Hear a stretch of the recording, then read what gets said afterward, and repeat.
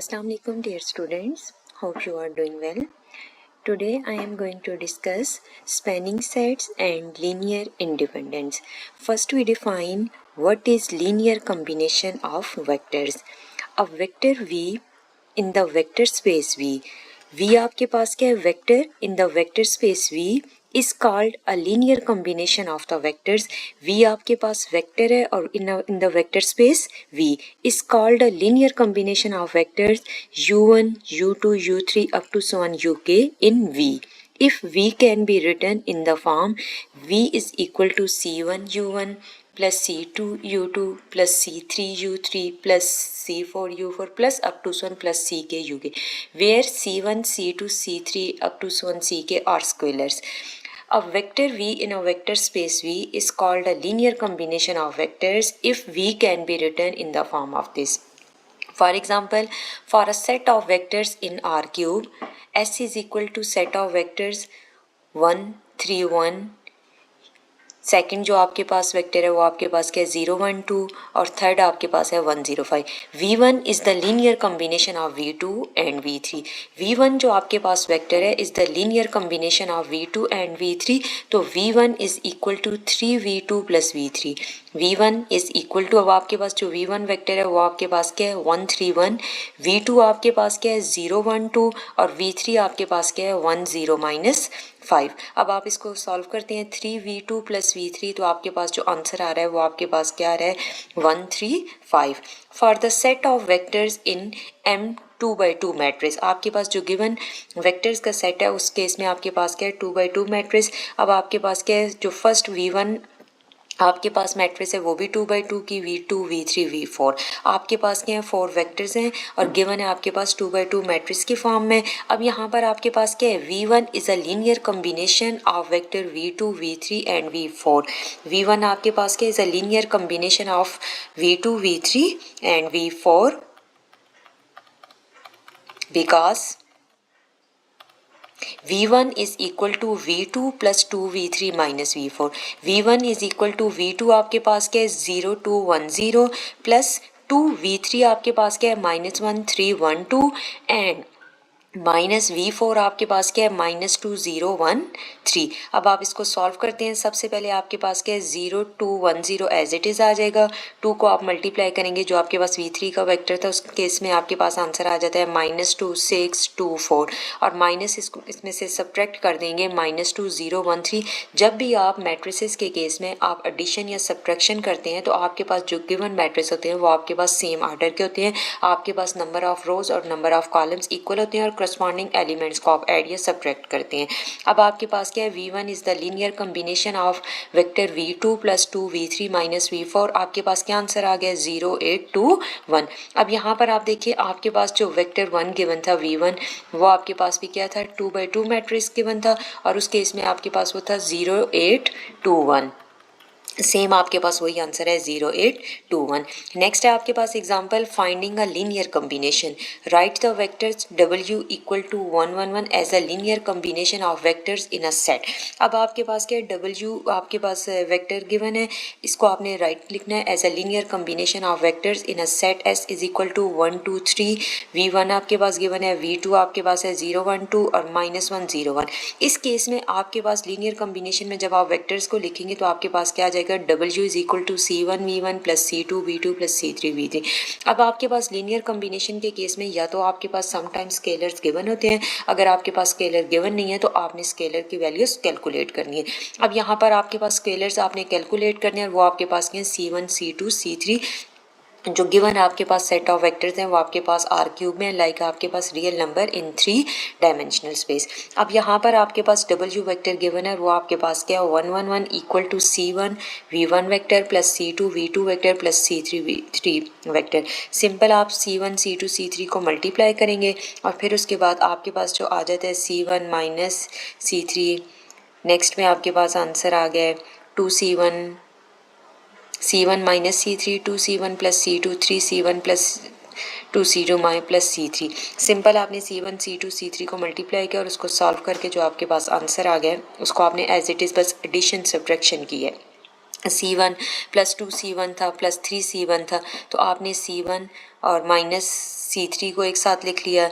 फिर आपके पास यहाँ पे था, क्योंकि यहाँ पे देखें first element C1 plus 0 into C2 plus minus C3, तो आपने एक सेट को लिख दिया। फिर कामा 2C1 प्लस C2, फिर आपके पास C3 ज़ीरो हो गया, फिर आपके पास 3C1 2C2 1C3, तो आपके पास आ गया। बाई कंपेयरिंग जब आपके पास आ जाएगी तो आपके पास क्या आ जाएगा, C1 minus C3 equal to 1, 2C1 plus C2 equal to 1, 3C1 plus 2C3 plus C3। यहाँ पर आपने जब C1 को भी मल्टीप्लाई करनी है ना, तो आपके पास यहाँ पर XYZ है, पहले C1X फिर C2X C3X को आपने एक साथ रख लेना है, फिर आपने Y वाले को 2C1, फिर आपके पास 1 आपके पास है तो C2 और 0 है, तो फिर आपके पास 0 मेंशन भी करें तो आपके पास 0 ही आ जाएगा। इसके according by comparing we get, आपके पास क्या आ जाता है, C1 minus C3 equal to 1 plus 2C1 plus C2 equal to 1, 3C1 plus 2C2 plus C3 equal to 1।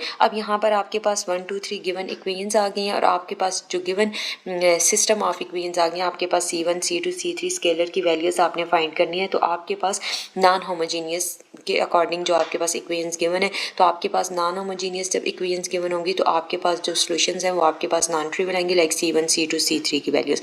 आपके पास इसको मैट्रिसेस के अकॉर्डिंग भी सॉल्व कर सकते हैं। अब सबसे पहले आप इसको कैसे सॉल्व करेंगे, द ऑगमेंटेड मैट्रिक्स की फॉर्म में जो गिवन आपके पास सिस्टम ऑफ इक्वेशंस को राइट अप करेंगे।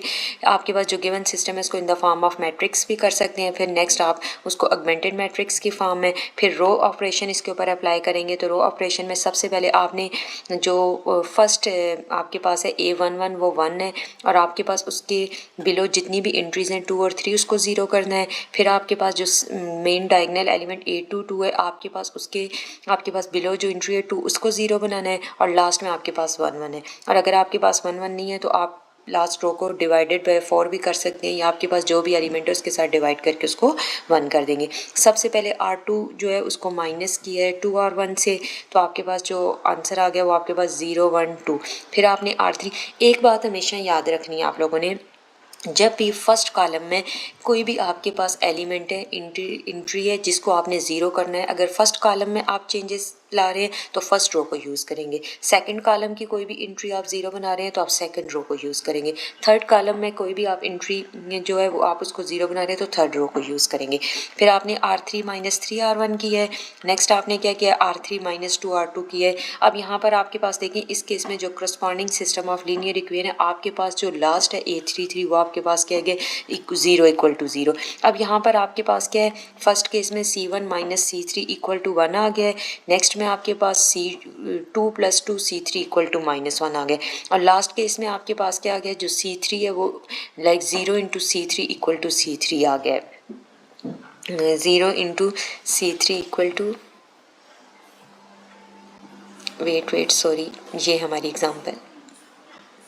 यहाँ पर आपके पास लास्ट केस में आपके पास क्या आ गया था, 0 इंटू C3 इक्वल टू 0। इस केस में आपने लेट क्या करना है, C3 को आपने सब्स्टिट्यूट करना है, कोई भी आपके पास एलिमेंट वेरिएबल सब्स्टिट्यूट करना है। तो C3 इक्वल टू T, और T आपके पास किसको बिलोंग कर रहा है, रियल नंबर को बिलोंग कर रहा है। यहाँ पर T बिलोंग टू होगा रियल नंबर, यहाँ पर साइन जो है वो दूसरा यूज़ किया हुआ है। C3 को आपने लेट कर दिया इक्वल टू T। अब आपके पास फर्स्ट जो इक्वेशन बनी थी वो आपके पास क्या थी, C1 माइनस C3। तो C3 की जगह T पुट करेंगे तो आपके पास C1 का आंसर क्या आ जाएगा, C1 is equal to 1 plus T।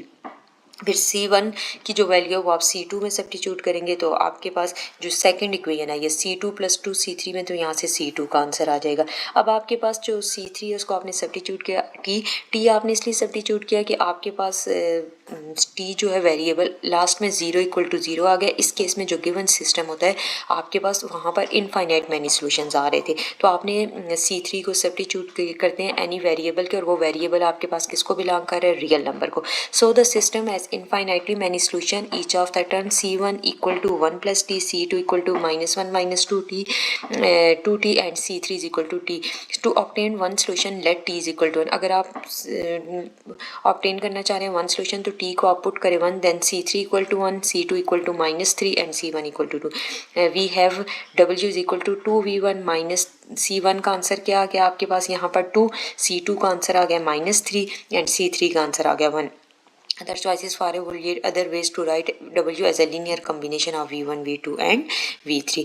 Next आपके पास सेकंड एग्जांपल है और सेकंड एग्जांपल आपके पास क्या है कि if possible to write W. अब यहाँ पर आपके पास जो W वेक्टर गिवन है 1 - 2 2 as a linear combination of vectors in the set S.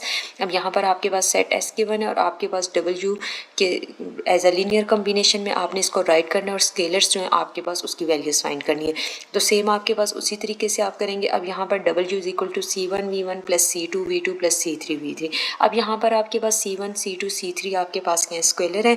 सबसे पहले आप यहाँ पर आप जब आप C1 C2 C3 तो आपके पास जो सेट ऑफ वेक्टर्स हैं वो आपके पास क्या हैं इन R क्यूब है. तो आपके पास XYZ इन 3 डायमेंशनल स्पेस है. तो जब आपने एलिमेंट इक्वेशंस को कंपेयर करना होता है by comparing elements we get, तो आपने सबसे पहले C1x C2x C3x इन तीनों को आपने एक साथ ऐड कर देना है. ऐड हो रहे हैं सब्ट्रैक्ट हो रहे हैं साइन के अकॉर्डिंग कंबाइन कर देना है. फिर कामा यूज़ करके फिर आपने C1y C2y C3y उसके अकॉर्डिंग. अब यहाँ पर देखें आपके पास क्या है C1 C2 की फर्स्ट जो x है वो 0 है तो आप C2 स्किप कर देंगे. C3 -1 है तो फर्स्ट जो आपके पास आ रही है C1 - C3. जो सेकंड आपके पास आ रही है वो आपके पास आ रही है 2C1 प्लस C2 और यहाँ पर आपके पास जो y एंट्री है C3 के केस में वो 0 है तो आपके पास जस्ट 2 आपके पास स्केलर आ जाएंगे 2C1 प्लस C2.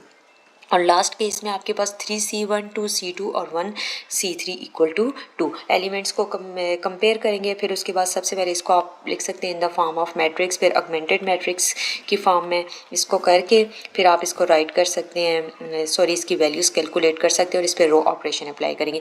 यहाँ पर सबसे पहले आपने इसको ऑगमेंटेड मैट्रिक्स की फॉर्म में लिखा. जो आपके पास A11 है वो आपके पास 1 ही है. आपके पास जो रिमेनिंग एंट्री है वो 2 और 3 इसको आप 0 बनाएंगे. अब यहाँ पर इस केस में क्या है बाकी आपके पास जो सेट ऑफ वेक्टर्स थे वो सेम थे. जस्ट आपने W जो वेक्टर था उसके एलिमेंट्स चेंज किए. तो यहाँ पर आपके पास क्या है उस केस में 0 इक्वल टू 0 आ गया. तो जो गिवन सिस्टम था वो आपके पास कंसिस्टेंट था. आपके पास या तो यूनिक सॉल्यूशंस आते हैं या इनफाइनाइट मैनी सॉल्यूशन. इस केस में आपके पास क्या है 0 into C3 equal to 7. Like 0 is equal to 7. How is it possible? So it is not possible. From that now we see that system of equation is inconsistent and it means that there is no solution. Consequently we cannot be written as a linear combination of V2 V1 V2 and V3. आपके पास जो second example है इस case में जो आपके पास जो given system of equation है वो आपके पास क्या इनकॉन्सिस्टेंट है और आपके पास जो गिवन सेट ऑफ वेक्टर्स हैं उसको आप राइट नहीं कर सकते in the form of linear combination of V1 V2 and V3. Thank you so much for watching.